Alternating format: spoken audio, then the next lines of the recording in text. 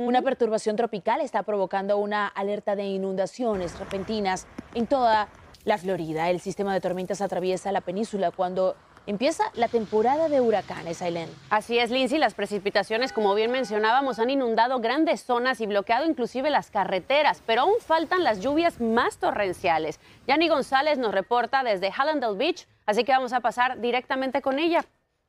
Adelante, Yani.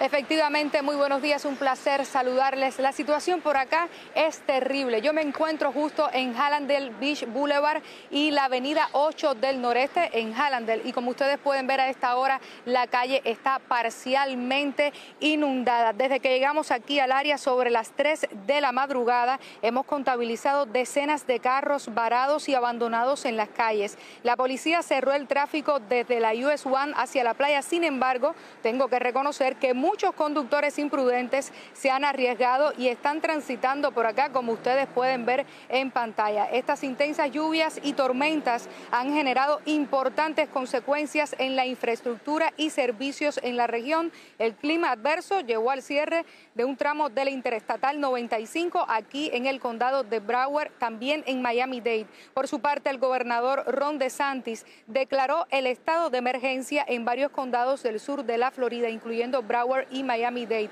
Miami-Dade, Fort Lauderdale y Hallandale Beach también han emitido alertas. Las carreteras están totalmente inundadas y el aeropuerto de Fort Lauderdale enfrenta cientos de retrasos. En las últimas 24 horas, la página FlyAware reportó 272 vuelos cancelados en este aeropuerto. Además, a esta hora en Hallandale Beach, un parque de casas móviles está sumergido hasta la mitad. Se han cerrado escuelas públicas, universidades y bibliotecas en Broward. Por otra parte, las autoridades recomiendan a los residentes que necesiten asistencia visitar la página de FEMA o llamar a los servicios de emergencia locales. Pero ahora escuchemos qué nos han dicho algunos residentes.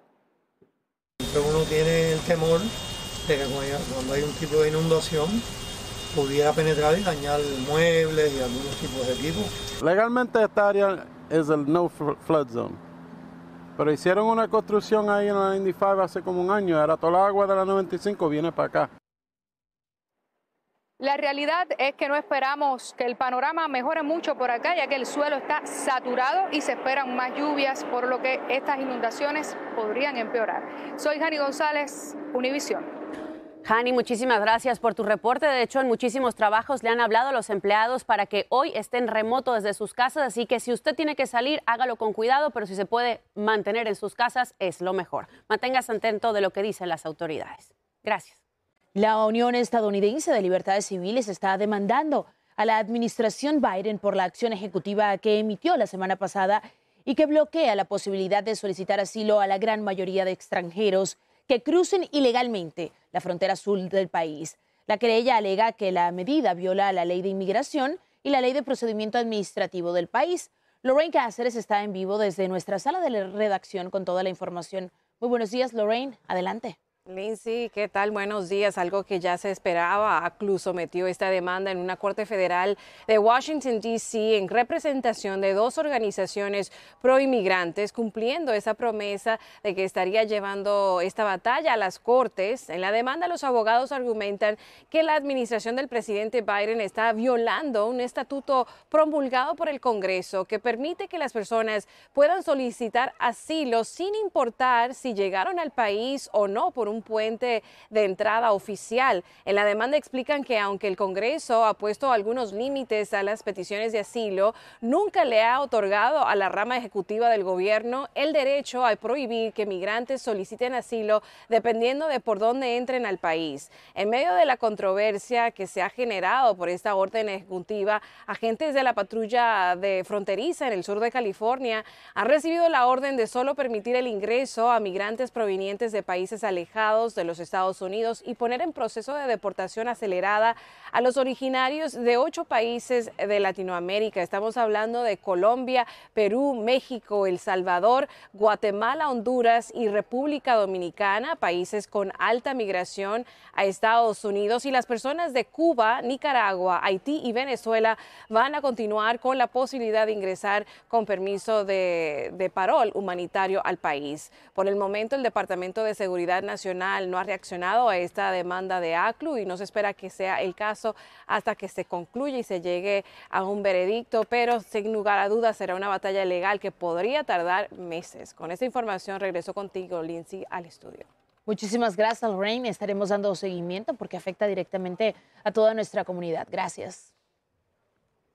Y este jueves el expresidente Donald Trump regresa a Washington, D.C. para reunirse con los republicanos de la Cámara y el Senado, algo que hace por primera vez desde el ataque el 6 de enero del 2021. Y bueno, esta visita se produce cuando los demócratas están empezando a movilizarse para contrarrestar la política republicana que busca una segunda presidencia con Donald Trump. Desde la capital, Edwin Pitti nos explica pues la importancia justamente de esta visita y lo que se espera para hoy.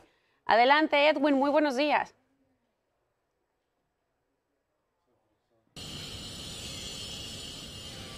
¿Qué tal, Ailén? Muy buenos días. Sin duda alguna, una agenda bastante interesante la que tiene el expresidente Donald Trump aquí en Washington, D.C. Y nos encontramos precisamente a las afueras del Capitol Hill Club, lugar donde se va a reunir con miembros del Partido Republicano dentro de la Cámara de Representantes. Este es un centro privado que está a solo una cuadra del Congreso de los Estados Unidos y, como tú bien mencionabas, sería la primera visita a esta zona luego de los ataques al Capitolio del 6 de enero, algo que se le ha culpado fuertemente al exmandatario. Pero hablando de la reunión del día de hoy, es de suma importancia porque republicanos de alguna manera buscan encontrar unidad en medio del caos y la división que hay dentro de ese partido en ambas cámaras, tanto en la Cámara de Representantes como en el Senado norteamericano. En esta reunión estará participando, por supuesto, el presidente de la Cámara Baja, Mike Johnson, congresista por Luisiana, quien de alguna forma estará liderando toda esta conversación sobre políticas que puedan ser de importancia para el año 2025. Pero una vez culminada esta reunión aquí, Ailén, el expresidente Trump se va a desplazar hacia el Comité Nacional Senatorial Republicano, donde se va a reunir con senadores del partido del GOP. Ahí, por supuesto, estará Mitch McConnell y será la primera vez que se reúna con Trump desde hace 4 años. La última vez que conversaron fue en diciembre del 2020 y a pesar de la controversia entre ambas figuras políticas, Mitch McConnell ya ha dicho que va a apoyar a Trump una vez se convierta oficialmente en el nominado por parte del Partido Republicano.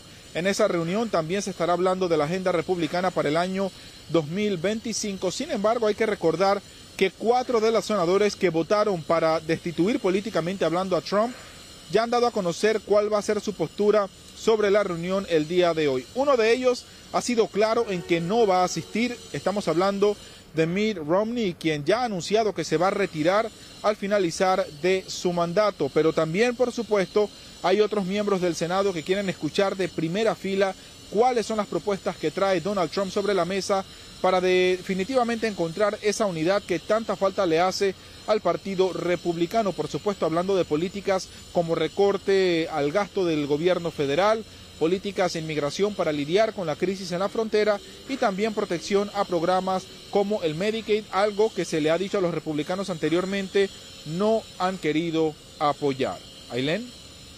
Edwin, pues sin duda alguna es un día muy importante para Trump y su campaña rumbo a la presidencia de nueva cuenta, y por eso quisiera saber si tiene otros eventos relevantes programados para hoy. Sí, la visita de Donald Trump aquí a Washington, D.C. no es exclusivamente para reunirse con republicanos en el Congreso. En horas de la tarde se va a dar una mesa redonda que se da de manera trimestral con los principales ejecutivos y gerentes generales y presidentes de las compañías más poderosas del país. Ahí se espera que Donald Trump esté hablando de cuál será su estrategia en política económica de ganar nuevamente la presidencia de los Estados Unidos. Por su lado, a pesar de que el presidente Joe Biden no se encuentra en Washington Washington DC, sino en Italia, formando parte de la importante reunión del G7. Será su jefe de gabinete, Jeff Zients, quien estará hablando directamente con estos ejecutivos de las principales empresas del país. Presencia de ambas campañas, demócratas y republicanos, ante un grupo selecto de ejecutivos que sin duda alguna marcan la pauta económica del país. Soy Edwin Pitti reportando desde Washington DC. Vuelvo con ustedes al estudio con más de La Voz de la Mañana. Muchísimas gracias, Edwin, y por supuesto los detalles de estas reuniones los tendrá en los espacios informativos de Univision.